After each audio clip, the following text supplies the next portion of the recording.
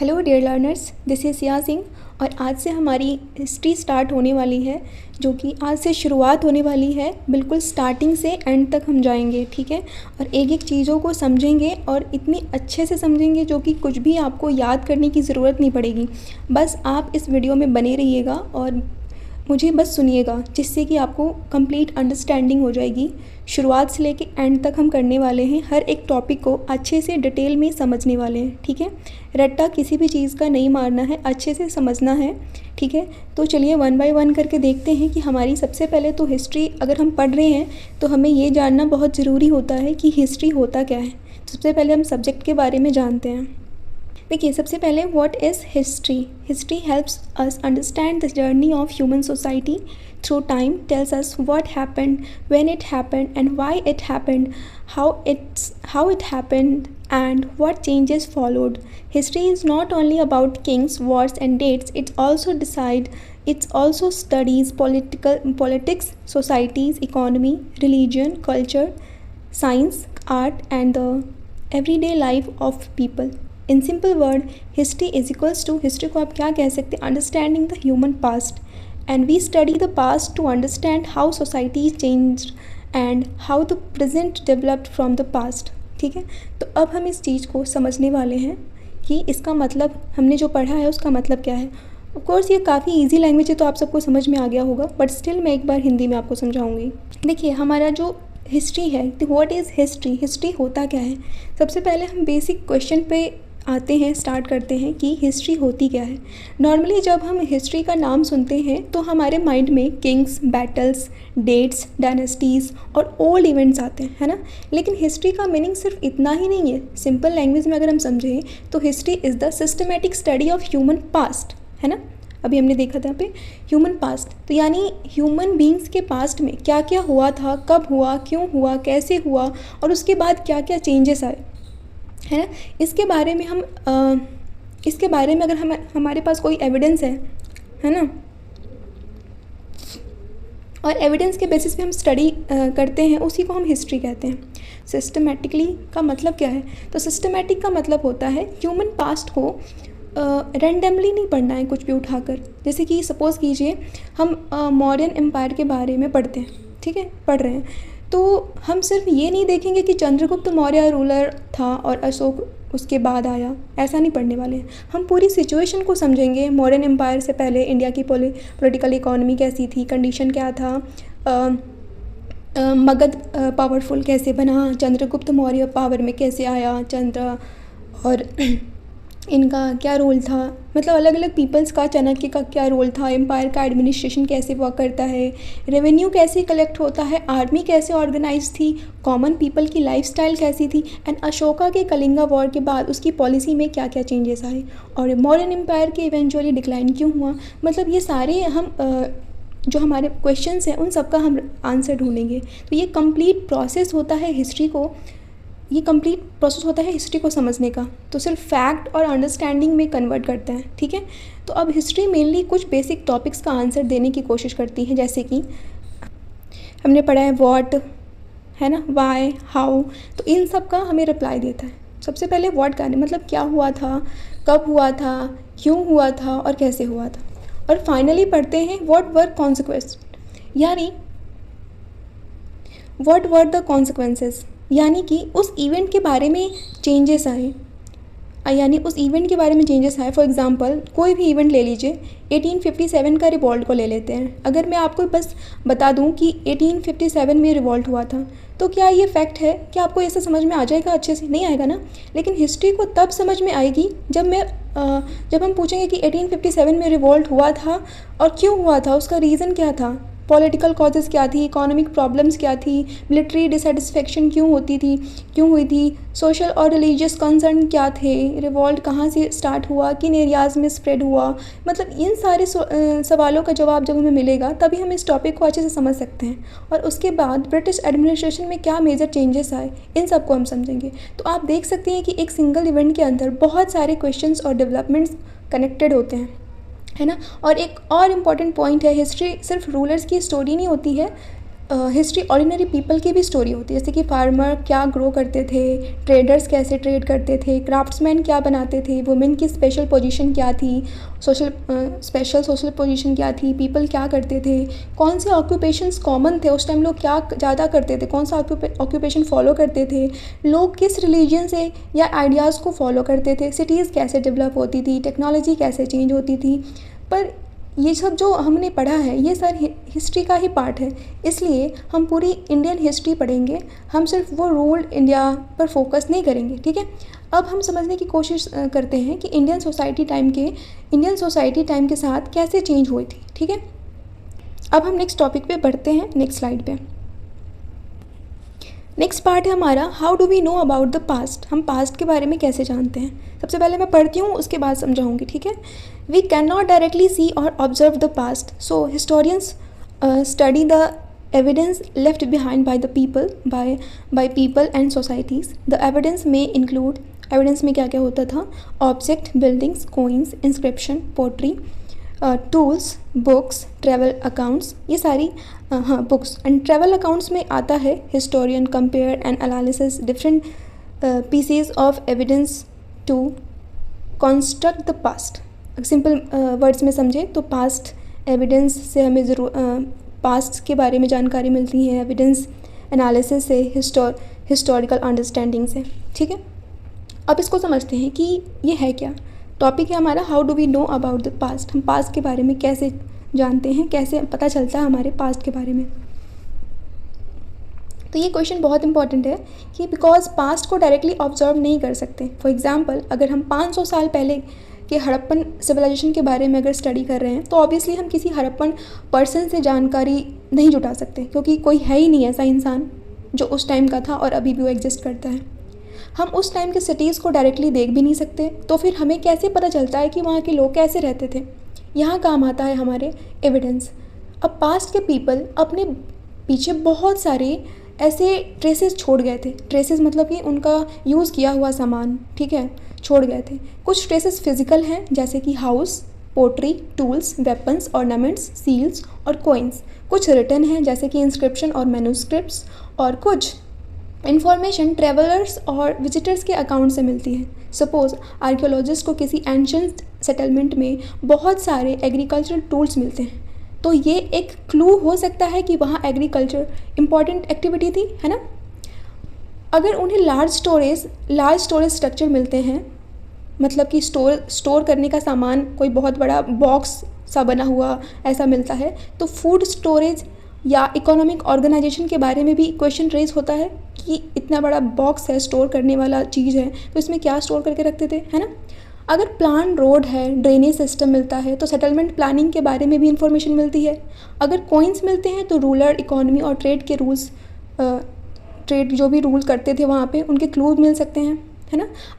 अगर इंस्क्रिप्शन मिलती है तो रिटन इन्फॉर्मेशन डायरेक्टली अवेलेबल हो सकती है। लेकिन यहाँ एक बहुत इंपॉर्टेंट पॉइंट ये है कि एविडेंस और हिस्ट्री एग्जैक्टली सेम थिंग नहीं होते। क्या है? एविडेंस और हिस्ट्री एग्जैक्टली सेम थिंग नहीं है। एविडेंस सिर्फ इंफॉर्मेशन के पीस प्रोवाइड करता है, ओके। हिस्टोरियन का काम होता है उन पीसेस को अंडरस्टैंड करना। इमेजिन कीजिए आप एक ह्यूज पजल दे दिया गया है, आपको एक ह्यूज पजल दे दिया गया है, आपके पास पजल्स के सारे पीसेस नहीं हैं, कुछ पीसेस मिसिंग हैं, कुछ डैमेज्ड है, ठीक है, और कुछ पीसेस का मीनिंग इमीडिएटली क्लियर नहीं है, मतलब कुछ पीसेस का मतलब ही आपको नहीं पता कि कहाँ पे लगेगा, क्या यूज़ है इसका। अब आप डिफरेंट पीसेस को कनेक्ट करके पिक्चर अंडरस्टैंड करने की कोशिश करेंगे। हिस्टोरियंस का काम भी कुछ इसी तरीके का था। वो archaeologist evidence, written sources, coins, inscriptions और अदर एविडेंस को कंपेयर करते थे, फिर कॉन्टेक्स्ट को समझते थे, फिर कंक्लूजन ड्रॉ करते थे, ओके। इस प्रोसेस को हम ब्रॉडली हिस्टोरिकल रिकंस्ट्रक्शन कह सकते हैं, और इसी वजह से हिस्ट्री का एक एनालिटिकल सब्जेक्ट भी है। और यानी हिस्टोरियन सिर्फ इन्फॉर्मेशन कलेक्ट नहीं करते, वो इन्फॉर्मेशन को क्रिटिकली एनालाइज भी करते हैं। आई होप ये टॉपिक आपका क्लियर हो गया होगा। देखिए यहाँ पे बहुत छोटा लिखा है, बट मैं आपको बिल्कुल डिटेल में समझाने की कोशिश कर रही हूँ।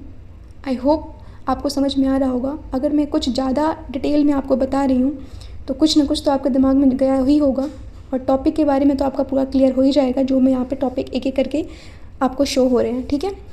अब नेक्स्ट टॉपिक पे आगे बढ़ते हैं। नेक्स्ट टॉपिक है हमारा सोर्सेज ऑफ हिस्ट्री। हमें हिस्ट्री के सोर्सेज कहाँ कहाँ से मिलते हैं, पहले हम पढ़ते हैं फिर समझते हैं, ठीक है। Sources of history are the evidence through which we learn about the past. Indian history के सोर्सेज को ब्रॉडली 3 मेजर कैटेगरीज में समझा जा सकता है। पहला है आर्कियोलॉजिकल सोर्स, जिसमें physical remains such as coins, inscription, pottery, tools, weapon, seals, sculptures, buildings and burial remains हमें मिलते हैं। किसमें? आर्कियोलॉजिकल सोर्स में। पहले इतना समझ लेते हैं। जो ये सोर्स ऑफ हिस्ट्री है इसको पहले हम समझते हैं। सिंपल लैंग्वेज में अगर हम समझें इस चीज़ को कि सोर्स ऑफ हिस्ट्री क्या है, तो वो एविडेंस हैं। सिंपल मतलब है इसका एविडेंस, जिनके थ्रू हिस्टोरियंस को पास्ट के बारे में इंफॉर्मेशन मिलती है। ब्रॉडली अगर इंडियन हिस्ट्री को सोर्सेज को अगर हम डिवाइड करें तो 3 मेजर कैटेगरीज में समझ सकते हैं। पहला है आर्कियोलॉजिकल सोर्स। जब आर्कियोलॉजिकल सोर्स क्या होता है? आर्कियोलॉजिकल सोर्स बेसिकली पास्ट के फिजिकल रिमेन्स हैं जो अभी भी मौजूद हैं, हम उसको टच कर सकते हैं, देख सकते हैं, जैसे कि coins, inscriptions, pottery, tools, weapons, seals, sculptures, buildings, monuments and burial remains, ठीक है। फॉर एग्जांपल अगर किसी एंशिएंट साइट पे पोट्री मिली है तो पोट्री का शेप, मटेरियल और डिज़ाइन के टेक्नोलॉजी और डेली लाइफ के बारे में क्लू मिल सकता है कि पुराने ज़माने में लोग कैसे रहते थे, वो उस टाइम के लोग, है ना। और टूल्स मिले हैं तो ऑक्यूपेशन और टेक्नोलॉजी के बारे में इंफॉर्मेशन मिल सकती है। और कॉइन्स मिले हैं तो रूरल इकोनॉमी, ट्रेड और पॉलिटिकल अथॉरिटी के बारे में भी क्लू मिल सकते हैं। और इंस्क्रिप्शन के पर्टिकुलरली इम्पॉर्टेंट है because they contains written information, है ना। अब सेकेंड जो है हमारा वो है लिटरली सोर्स, उसको देखते हैं। लिटरली सोर्स क्या है? Written material such as religious text, political work, biographies, poetry, drama, scientific and grammatical work. अब ये क्या है इसके बारे में सीखते हैं। अब सेकंड कैटेगरी हमारा लिटरली सोर्स। लिटरली सोर्स का मतलब है रिटन टेक्स्ट। ये रिलीजियस भी हो सकते हैं और सेक्युलर भी। फॉर एग्जांपल वैदिक लिटरेचर एंशंट इंडियन रिलीजियस और सोशल इंडियाज को अंडरस्टैंड करने में बहुत इंपॉर्टेंट रोल प्ले करता है। एंड बुद्धिस्ट टेक्स्ट बुद्धिज़्म के डेवलपमेंट एंड कंटेम्प्रेरी सोसाइटी के डिफरेंट एस्पेक्ट्स को समझने में भी हेल्प करते हैं, जैसे कि Jain literature Jain religious tradition के लिए इम्पॉर्टेंट है, पॉलिटिकल और सेक्युलर वर्क भी इम्पॉर्टेंट है, ठीक है। अगर एग्जाम्पल से देखें तो अर्थशास्त्र एंशंट इंडियन पॉलिटिकल थ्रू और एडमिनिस्ट्रेशन को समझने के लिए एक वेरी इम्पॉर्टेंट सोर्स है, ठीक है। ग्रामर, पोइट्री, ड्रामा और साइंटिफिक वर्क भी उस पीरियड के इंटेलेक्चुअल और कल्चरल लाइफ का क्लूज प्रोवाइड कर सकती है। अब थर्ड देखते हैं। थर्ड है हमारा फॉरेन अकाउंट।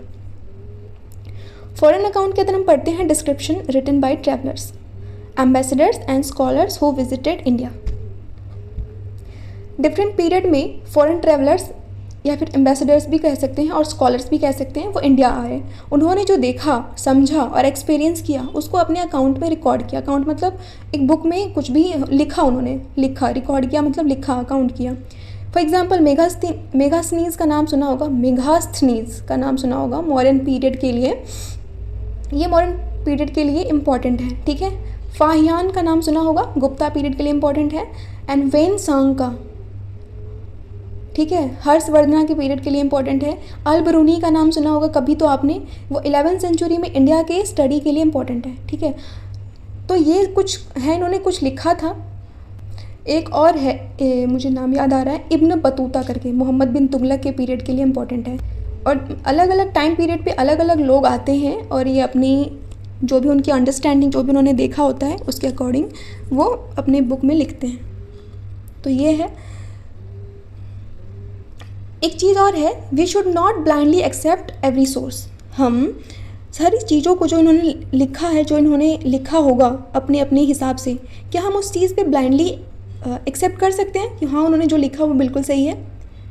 तो हम नहीं कर सकते ऐसा, because every source has a creator, और क्रिएटर का अपना पर्पस, बैकग्राउंड और पर्सपेक्टिव हो सकता है। सपोज़ एक किंग अपनी इंस्क्रिप्शन में अपनी विक्ट्रीज डिस्क्राइब कर रहा है, ऑब्वियसली वो अपनी अचीवमेंट्स को हाईलाइट करेगा, अपने बारे में अच्छी अच्छी बातें लिखेगा। सिमिलरली एक फॉरेन ट्रैवलर ने इंडिया के सिर्फ कुछ रीजन्स को देखे होंगे, ओके। सारे इंडिया को नहीं देखा होगा, कुछ एक रीजन्स को देखा होगा, तो उसका ऑब्जर्वेशन पूरे इंडिया की कंप्लीट पिक्चर नहीं दे सकता ना। इसलिए हिस्टोरियंस मल्टीपल सोर्सेज को कंपेयर करते हैं। अगर आर्कियोलॉजिकल एविडेंस और लिटरेरी एविडेंस को एक दूसरे को सपोज करते हैं, देखा जाए तो हिस्टोरिकल इंस्क्रिप्शन स्ट्रॉन्गर हो सकते हैं। इसी वजह से हम कहते हैं कि no single source give the complete history. किसी एक सिंगल सोर्स से हमें हिस्ट्री के बारे में पता नहीं चल सकता। डिफरेंट सोर्स को टुगेदर एक साथ करने पर हमें पास्ट की कुछ अच्छी सी अंडरस्टैंडिंग डेवलप हो सकती है। किसी एक चीज़ पे हम नहीं रह सकते, ठीक है। अब आते हैं हमारे अगले टॉपिक पे। अगला टॉपिक है हमारा आर्कियोलॉजिकल सोर्स। आर्कियोलॉजिकल सोर्स क्या होते हैं इसके बारे में जानते हैं।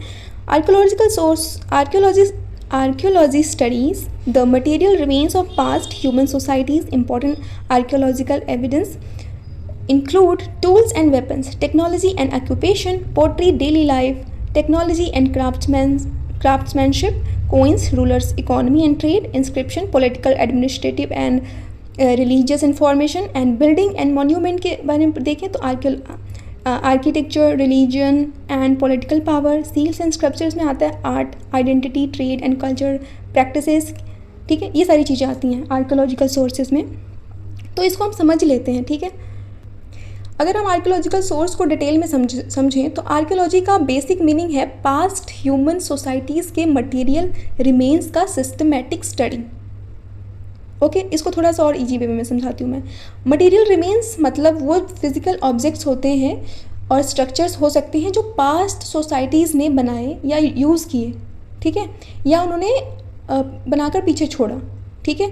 जैसे कि टूल्स, पुराने लोगों ने टूल्स कुछ बनाए होंगे। अगर अर्ली ह्यूमन सेटलमेंट्स में जो स्टोन्स टूल मिलते हैं, वो उन टूल्स के शेप और टेक्नोलॉजी को एनालिसिस करके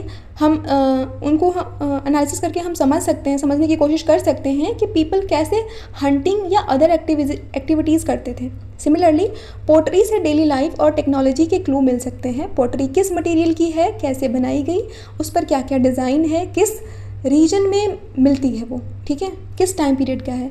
इन क्वेश्चंस का इन्फॉर्मेशन हमें मिल सकती है, ठीक है, अगर कोई पॉटरी पुराने ज़माने की मिल गई तो। कोइंस भी एक्सट्रीमली इंपॉर्टेंट आर्कियोलॉजिकल सोर्स है। कोइंस पर रूलर्स के नेम होते हैं, टाइटल्स होते हैं, पोर्ट्रेट्स होते हैं, सिंबल्स एंड स्क्रिप्ट्स भी हो सकते हैं। उसके मेटल और वेट से इकोनॉमी और मॉनेटरी सिस्टम के क्लू भी मिल सकते हैं। और डिफरेंट रिलीजन में कोइंस के डिस्ट्रीब्यूशन से ट्रेड नेटवर्क के बारे में भी हमें पता चल सकता है। फिर आते हैं इंस्क्रिप्शन पे। इंस्क्रिप्शन होते हैं, इंस्क्रिप्शन क्या होते हैं, यहाँ पे टॉपिक्स लिखा हुआ है, वो आप देख सकते हैं, मैं एक एक करके समझा रही हूँ, ठीक है। इंस्क्रिप्शन स्टोन पिलर्स, केव्स या मेटल प्लेट्स जैसे ड्यूरेबल सरफेस पर रिकॉर्ड की जा सकती है।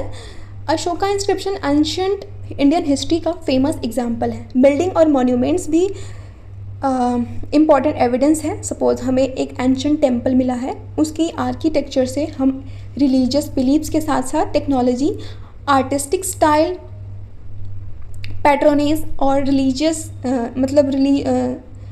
रीजनल कल्चर को भी समझने की कोशिश कर सकते हैं। इसी तरह से फोर्ट पॉलिटिकल और मिलिट्री पावर के क्लू प्रोवाइड कर सकती है, ठीक है।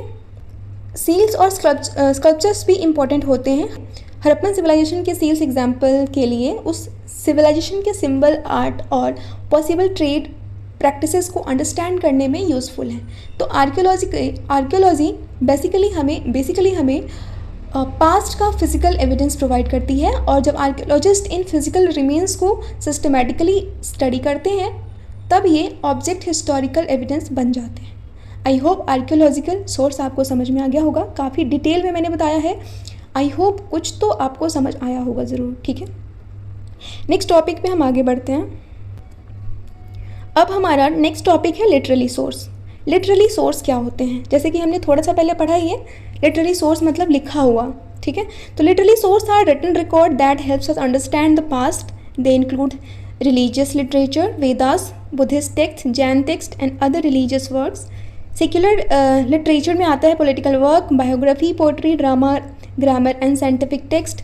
Literary source can tell us about किस किस चीज़ के बारे में हमें लिटरेरी सोर्स से पता चलता है। तो रिलीजन के बारे में, societies, politics, economy, ideas, culture, इन सब के बारे में हमें पता चलता है। अब हम सेकंड मेजर कैटेगरी हम आ गए हैं। हमारा पहला था आर्कियोलॉजिकल सोर्सेज, अब हम पढ़ते हैं लिटरेरी सोर्स। लिटरेरी सोर्स का सिंपल मीनिंग है कि रिटन मटेरियल जिसे हिस्टोरियंस के द्वारा लिखा गया, ठीक है। हिस्टोरियंस को पास्ट के बारे में इंफॉर्मेशन मिलती है और वो लिखते हैं जिससे कि हम जानते हैं उसके बारे में। तो एंशिएंट इंडिया की लिटरली ट्रेडिशन एक्सट्रीमली रिच रही है, हम सब जानते हैं। रिलीजियस लिटरेचर में वैदिक टेक्स्ट, बुद्धिस्ट टेक्स्ट और जैन टेक्स्ट इम्पॉर्टेंट है, वी ऑल नो। एंड वैदिक लिटरेचर के थ्रू हमें एंशिएंट इंडियन रिलीजियस आइडियाज़ यहाँ पे सब लिखा हुआ है जब मैं पढ़ रही हूँ। रिलीजियस लिटरेचर में रिलीजियस आइडियाज़ और सोसाइटी के डिफरेंट एस्पेक्ट्स के बारे में इंफॉर्मेशन मिलती है। एंड बुद्धिस्ट लिटरेचर से बुद्धा की टीचिंग्स, बुद्धिस्ट इंस्टीट्यूशन और कॉन्टेम्प्रेरी सोशल कंडीशंस से के कुछ एस्पेक्ट्स को अंडरस्टैंड करने में हेल्प मिलती है। जैन लिटरेचर में जैन फिलॉसफी और रिलीजियस ट्रेडिशंस के डेवलपमेंट को समझने में हेल्प मिलती है। लेकिन लिटरेरी सोर्स सिर्फ रिलीजियस बुक तक लिमिटेड नहीं है, सेक्युलर लिटरेचर भी इम्पॉर्टेंट है। फॉर एग्जांपल अर्थशास्त्र, पॉलिटिकल एडमिनिस्ट्रेशन, इकोनॉमी और स्टेट क्राफ्ट के आइडियाज़ को अंडरस्टैंड करने के लिए इम्पॉर्टेंट सोर्स हैं। ग्रामर का टेक्स्ट लैंग्वेज के डेवलपमेंट के बारे में इंफॉर्मेशन देते ही हैं। एंड पोइट्री और ड्रामा से कल्चर लाइफ और सोशल आइडियाज़ के क्लू मिल सकते हैं। बायोग्राफीज़, रूलर्स और इम्पॉर्टेंट पर्सनालिटी के लाइफ्स के बारे में इंफॉर्मेशन मिलती है। और लेकिन एक कुछ तो है यहाँ पे, a text must be studies in its historical content. Historical content का मतलब क्या है? किसी भी टेक्स्ट को रीड करते वक्त हमें उसका हिस्टोरिकल कंटेंट समझना चाहिए, ठीक है। इसका मतलब क्या है कि इस टेक्स्ट जो है किस पीरियड में क्रिएट हुआ था, किसने क्रिएट किया था, किस पर्पस से क्रिएट किया था, क्या टेक्स्ट में लेटर एडिशन हुई है, बाद में उसको कुछ ऐड किया गया है उसमें, क्या उसकी इन्फॉर्मेशन को आर्कियोलॉजिकल एविडेंस सपोर्ट करता है। ये क्वेश्चन हिस्टोरियंस के लिए इम्पॉर्टेंट होते हैं। इसलिए लिटरेरी सोर्स वैल्यूएबल है, लेकिन उसको क्रिटिकली रीड करना बहुत ज़्यादा ज़रूरी है। हमें अपना थोड़ा खुद का दिमाग भी लगाना चाहिए, इसका मतलब ये है लास्ट लाइन का, ठीक है। लिटरेरी सोर्स हमारा कंप्लीट हो गया है। अब हम फॉरेन अकाउंट के बारे में पढ़ते हैं। फॉरेन अकाउंट के बारे में क्या लिखा हुआ है? Foreign travellers, ambassadors and scholars sometimes recorded their observation about India. Their accounts can provide information about cities, rulers, administration, society, religion, economy, customs, ठीक है। इंपॉर्टेंट विजिटर्स के बारे में भी हम पढ़ने वाले हैं। तो हमारा थर्ड कैटेगरी है फॉरेन अकाउंट। इंडिया में डिफरेंट पीरियड्स में के दौरान फॉरेन ट्रैवलर्स आते ही रहे, जिसको एम्बेसडर्स भी एंड स्कॉलर्स भी कह सकते हैं।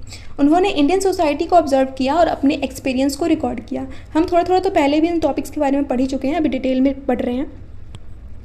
एक्सपीरियंस रिकॉर्ड किए। इन अकाउंट से हमें cities, rulers, administration, society, religion, economy, customs और डेली लाइफ के बारे में इंफॉर्मेशन मिलती है ना। सबसे पहले जो हमारा आए थे वो है मेगास्थनीज, मॉडर्न पीरियड में। सबसे पहले इंपॉर्टेंट नाम है मेगास्थनीज। मेगास्थनीज ग्रीक एम्बेसडर था जो मॉडर्न रूलर चंद्रगुप्त मौर्य के कोर्ट से एसोसिएटेड था। उसका अकाउंट ट्रेडिशनली इंडिका के नाम से नाम से जानी जाती है एंड मॉडर्न इंडिया के लिए इम्पॉर्टेंट सोर्स है। अब नेक्स्ट है फाहियान जो कि गुप्ता पीरियड में आए, ठीक है। फाहियान चाइनीज़ बुद्धिस्ट ट्रैवलर थे जो गुप्ता पीरियड में इंडिया आए, पर्टिकुलरली चंद्रगुप्ता सेकंड के रिज़ाइन के टाइम, उसके अकाउंट से बुद्धिज़्म, पिलग्रिमेज सेंटर्स और सोसाइटी के कुछ एस्पेक्ट्स के बारे में इंफॉर्मेशन मिलती है। फिर आता है ज़ुआनज़ांग, पता नहीं मैं अच्छे से प्रोनाउंस कर रही हूँ कि नहीं नाम इनका, हर्षा पीरियड में आई है। ये क्या है? ये थे चाइनीज़ बुद्धिस्ट ट्रैवलर और स्कॉलर भी थे जो हर्षवर्धना के टाइम पीरियड में इंडिया आए। उसके अकाउंट से हर्षा के किंगडम, बुद्धिज़्म, एजुकेशन और नालंदा जैसे इंस्टीट्यूशन के बारे में इंफॉर्मेशन मिलती है। अब नेक्स्ट आता है अल-बरूनी। ये 11th सेंचुरी में इंडिया आए। 11th सेंचुरी का स्कॉलर था या थे, कुछ भी बोल सकते हैं अपने अकॉर्डिंग। दिल पे मत लेना बस बातों को, ठीक है। उसने Indian philosophy, religion, science social custom और इंटेलेक्चुअल ट्रेडिशन को स्टडी करने की कोशिश की। उसकी फेमस बुक है किताब उल हिंद के नाम से जाना जाता है। और मेडिवल इंडिया में एक वेरी इंपॉर्टेंट ट्रैवलर था, नाम है इब्न बतूता, जो मोहम्मद बिन तुगलक पीरियड में। इब्न बतूता मोरक्को से था और मोहम्मद बिन तुगलक के टाइम इंडिया आया था। उसके अकाउंट से दिल्ली सुल्तानत का कोर्ट, एडमिनिस्ट्रेशन, रोड, कम्युनिकेशन और सोसाइटी के बारे में इंफॉर्मेशन मिलती है। उसके अकाउंट से का मतलब है उसने जो लिखा है उसके लिखी गई चीज़ों से हमें इन सारी चीज़ों के बारे में पता चलता है। अब यहाँ भी सेम प्रिंसिपल अप्लाई होता है। फॉरेन अकाउंट को ब्लाइंडली एक्सेप्ट नहीं करना है, क्योंकि ट्रैवलर की ऑब्जर्वेशन है ना, की आइडिया में आप पढ़ सकते हैं कि foreign accounts are provided valuable observation but they must also be critically examined.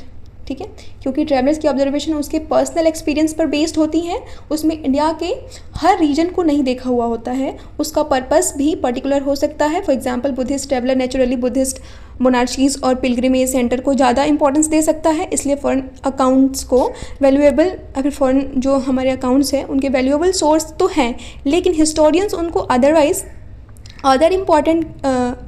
Other evidence के साथ कंपेयर कर सकते हैं। मतलब आंख बंद करके उनकी जो लिखी गई बातों हैं उन पर भरोसा नहीं कर सकते हिस्टोरियंस। ठीक है, अब हमारा नेक्स्ट टॉपिक पे आगे बढ़ते हैं। नेक्स्ट टॉपिक है प्री हिस्ट्री, प्रोटो हिस्ट्री और हिस्ट्री। सबसे पहले हम प्री हिस्ट्री देखते हैं। Prehistory the period of which decipherable written records are not available. Prehistory के बारे में हमारे पास कुछ ज़्यादा अच्छी जानकारी नहीं है। तो प्री हिस्ट्री वो पीरियड है जिसके लिए हमें डिसाइफरेबल रिटन रिकॉर्ड अवेलेबल नहीं है। इसके लिए प्री हिस्टोरिक पीरियड को समझने के लिए आर्कियोलॉजी एक्सट्रीमली इम्पॉर्टेंट हो जाती है। हम टूल्स, पोटरी, बोन सेटलमेंट्स और अदर मटेरियल्स रिमेन्स को स्टडी करके ही प्री हिस्ट्री के बारे में समझ सकते हैं, जान सकते हैं। ठीक है, तो हम टूल्स, पोटरी, बोन सेटलमेंट्स और अदर मटेरियल्स को, रिमेन्स को स्टडी करके ही अर्ली ह्यूमन लाइफ को अंडरस्टैंड कर सकते हैं। नेक्स्ट है हमारा proto history. A transitional stage where writing may exist but record may be undeciphered, limited or insufficient। अब आता है हमारा प्रोटो हिस्ट्री। ये क्या है? ये एक काइंड ऑफ ट्रांजिशन कैटेगरी है। इसमें राइटिंग या सिंबल्स का एविडेंस हो सकता है, लेकिन रिटन रिकॉर्ड डिसाइफर्ड कम्प्लीटली या सफिशिएंटली अवेलेबल नहीं होते हैं। इंडियन कॉन्टेक्स्ट में हड़प्पन सिविलाइजेशन को कॉमनली प्रोटो हिस्ट्री कॉन्टेक्स्ट में डिस्कस किया जाता है, बिकॉज हड़प्पन स्क्रिप्ट अभी तक कोई डिसाइफर नहीं कर पाया है। ठीक है, अब थर्ड आता है हिस्ट्री।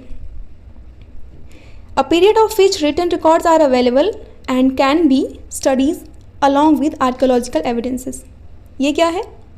जब रिटन रिकॉर्ड्स अवेलेबल होते हैं और उनको आर्कियोलॉजिकल एविडेंस के साथ साथ स्टडी किया जा सकता है, तो हम हिस्टोरिकल पीरियड की बात करते हैं इसमें। ठीक है, जब रिटन रिकॉर्ड्स अवेलेबल होते हैं और उनको आर्कियोलॉजिकल एविडेंस के साथ स्टडी किया जा सकता है, ठीक है, उसको कहते हैं।